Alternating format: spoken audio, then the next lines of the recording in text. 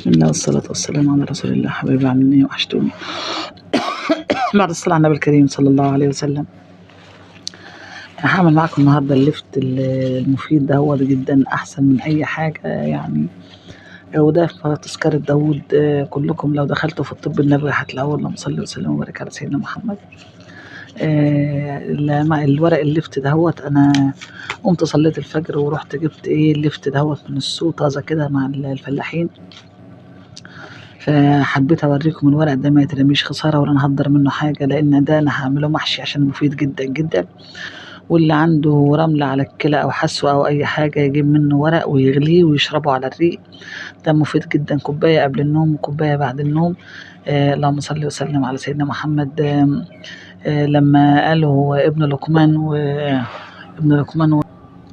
فلقمان الحكيم لما تنافس مع أحد الأطباء والاتنين شربوا السم وشوفوا إيه اللي عالج السم، فقال له فسيدنا لقمان هما الاتنين شربوا السم، فازاي هيخرج السم من جسمه؟ فسيدنا لقمان بعت له واحد وقال له روح قول اللي هو أحد الأطباء ده إن لقمان مات.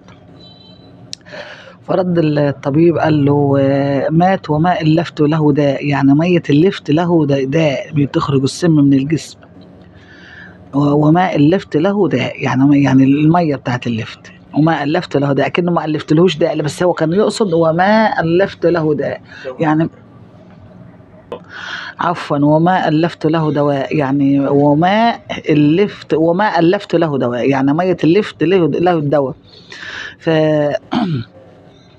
كمان لما تعملي بقى شوية محشي كده حلوين وتعصري عليهم ليمون أكنه محشي ورق عنب، ده جميل جدا جدا جدا. ودي معلومة لبناتنا وأولادنا وحبايبنا، اللهم صل وسلم وبارك على سيدنا محمد، اللي بيهدروا وبيرموا في الحاجة. فأنا طبعا جنبي بيوجعني لما أعمل اللي هو شوية محشي كده واكل منهم. المهم اللهم صل على النبي. هكمل معاكم الفيديو ان شاء الله ونعمله سوا ونصلي على النبي وعليك بالذكر والاستغفار والطاعة ولا اله الا الله. رب اغفر لي ولوالدي وللمؤمنين يوم يقوم الحساب. اللهم انا على ذكرك وشكرك وحسن عبادتك. صل على النبي وعليك بالذكر والاستغفار. اللهم صل على النبي. بص انا بجمع الورق دهوت بالطريقه ديت كده. اول تشيل الربطه اللي هم الجماعه الفلاحين رابطينها دي، هي حاجه بسيطه ومش تعليم يعني، بس انا بعلم ولادنا طبعا اللي هم لسه صغيرين. اللهم صل على النبي. تنقي الورقه الحلوه الصحيحه دي تبقى جميله جدا.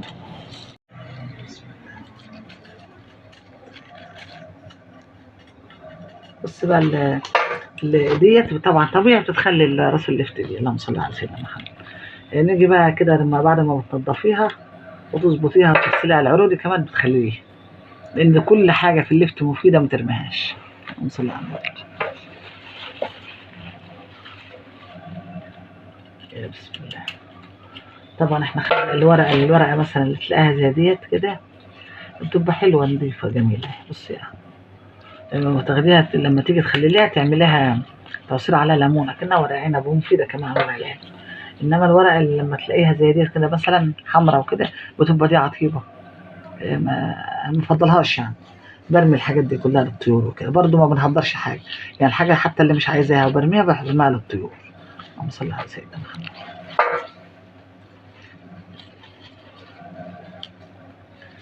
والمحتوى النهارده كله على تنظيف اللفت. الورقه دي عطيبه، بصي اهي فيها الحتت الصفرا دي، بصي اهي دي ما تنفعش، دي نرميها للطيور برضه.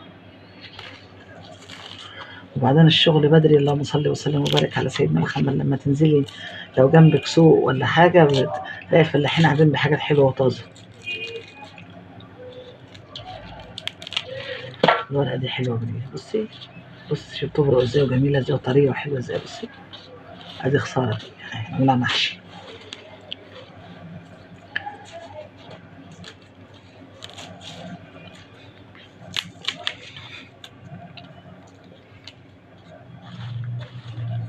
صلى وسلم وبارك عليك يا رسول الله صلى الله عليه وسلم.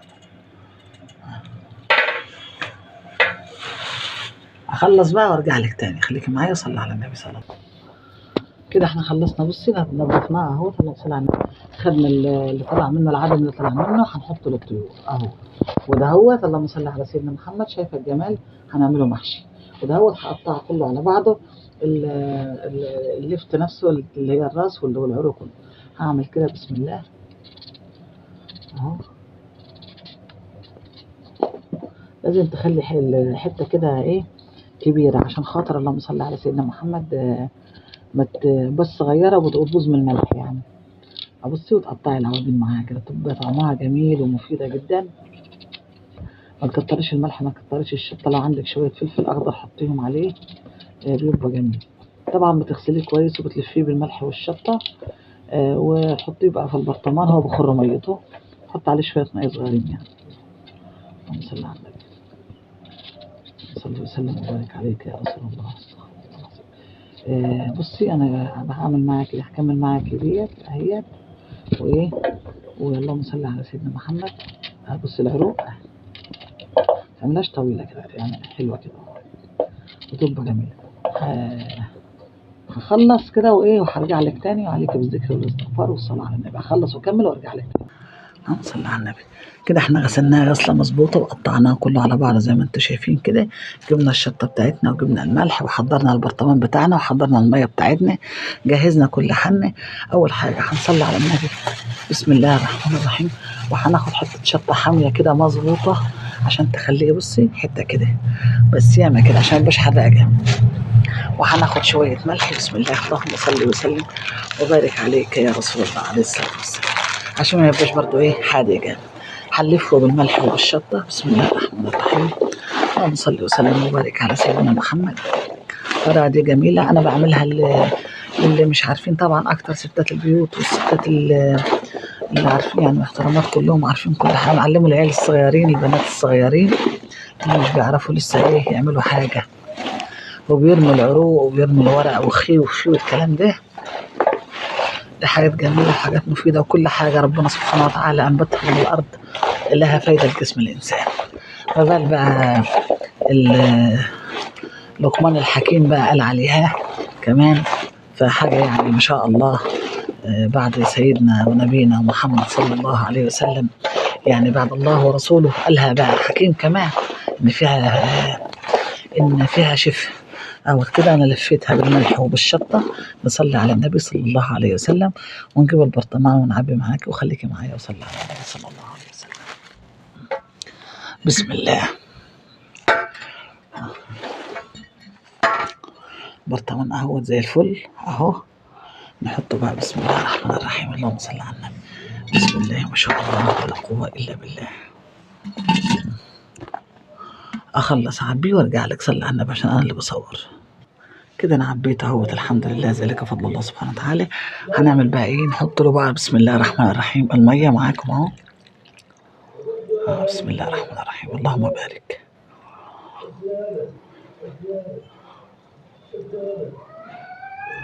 بصي شايفه لحد ما يغطى معاكي الميه.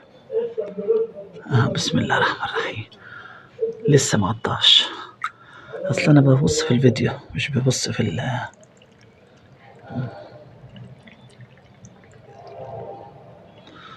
بصي لسه اهو ما غطاش، لسه ما وصلتش الميه لفوق، الميه لحد هنا كده. هغطيها بالميه، خليكي معايا وصلي على النبي. بصي يا حبيبه قلبي، بصي شايفه الميه لحد هنا اهي. يعني حاجه بسيطه كده، يكون بيت لحد ما يشرب معاكي، ما تعمليش مقادير لحد ما يشرب. انا ما بحطش محلول ملح، انا بحط الشطه على الملح وادوبه كده وادعكه بيه، وبعدين بحط له بقى الميه بتاعته واسيبه 3 ايام وافتح عليه. 3 ايام اللهم صل على النبي وافتح عليه اهو. بصي اهو، ادي احنا غطيناها كده بالميه. اللهم صل وسلم وبارك عليك يا رسول الله اهو. يجي بقى عندك حاجه، انا البلغطه دي بتاعي ايه هعمل ضايع، بجيب طبق زي دهوت كده، باجي مغطيه عليه كده اهو واسيبه، ويبقى ده طريقتي في المخلل اللفت.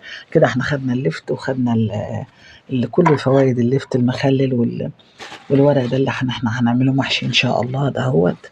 اللهم صل على النبي. شايفه الجمال، واللي هيتهدر منه برضه هنحطه للطيور. اللهم صل على النبي. البركة من ربنا والرزق من عند الله سبحانه وتعالى. ب15 جنيه مالينا بيتنا خير، وعملنا حاجات جميلة وخليكي معايا وصلي على النبي صلى الله عليه وسلم، ونلتقي إن شاء الله في فيديو جديد، وعليك بالذكر والاستغفار والطاعة لله سبحانه وتعالى، وما تنسناش من الدعاء، وإن شاء الله ربنا يقدرنا وندعو للجميع إن شاء الله. كل من سألني الدعاء ربنا يرضيه ويرضى عنه. لا إله إلا الله، والسلام عليكم ورحمة الله وبركاته. صلى على النبي صلى الله عليه وسلم. بصي اللي تحضر منه، بصي في الكيسة حاضر للطيور، ما رمتش أي حاجة. اللهم صل وسلم وبارك عليك يا رسول الله. بسم الله.